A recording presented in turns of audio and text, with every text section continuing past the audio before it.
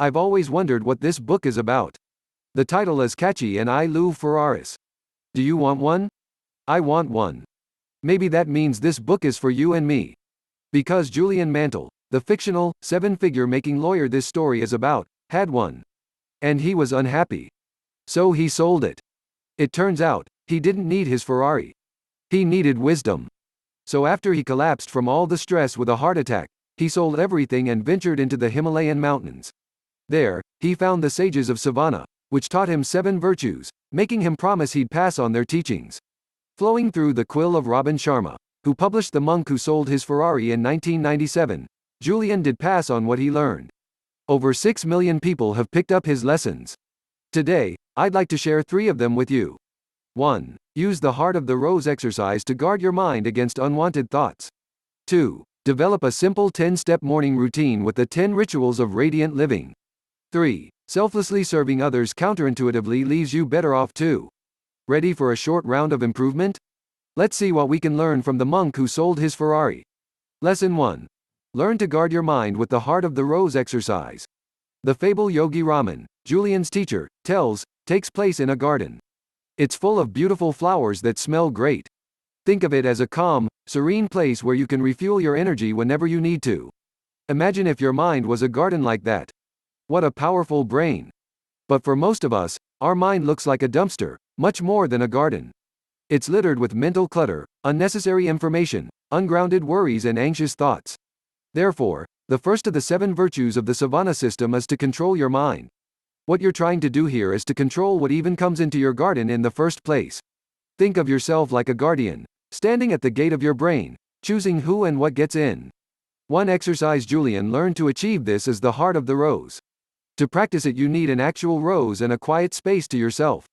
Then, you simply stare at the center of the rose and try to fill your mind with thoughts about how beautiful it is. Think of it as a form of basic meditation. At first, you'll have lots of distracting thoughts, but you'll get better at keeping those out of your head over time. That's the goal. The more disciplined you become in which thoughts you accept into your mind, the easier it'll be to turn it into the beautiful, energizing garden you need. Lesson 2. The 10 rituals of radiant living are a simple morning routine that covers everything you need. In the story the yogi tells, a sumo wrestler also appears. Sumo wrestlers subscribe to an ancient, Japanese idea called kaizen. It means never-ending improvement. This idea, to always be learning and getting better, is another virtue of the Savannah system. The sages suggest a 10-step morning routine they call the 10 rituals of radiant living to help you live this virtue. 1. The ritual of early awakening. 6 hours of sleep and seeing the sunrise. Of course, you have to figure out how much you need yourself, but this is what they suggest. 2. The ritual of solitude. Always make a few minutes to practice silence after waking up. 3. The ritual of physicality. Move, get up, do some exercise. Whatever gets the blood flowing. 4. The ritual of live nourishment. A vegetarian diet based on fresh food is what the sages follow. 5. The ritual of abundant knowledge. Keep your mind stimulated with a bit of reading or studying. 6. The ritual of personal reflection. Did you do your best today? What could you have done better? 7. The ritual of music. Listen to music often to never get stuck in a bad mood. 8. The ritual of spoken word. Write down a short mantra you can repeat to yourself throughout the day. 9. The ritual of congruent character.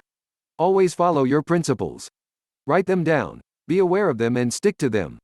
10. The ritual of simplicity. Ruthlessly live your priorities and remove everything else that's unnecessary. This reminds me a bit of the miracle morning, but it's more than that. You can see it extends way beyond your morning, but that's the whole point. A good morning leads to a good day, which, ultimately, leads to a good life.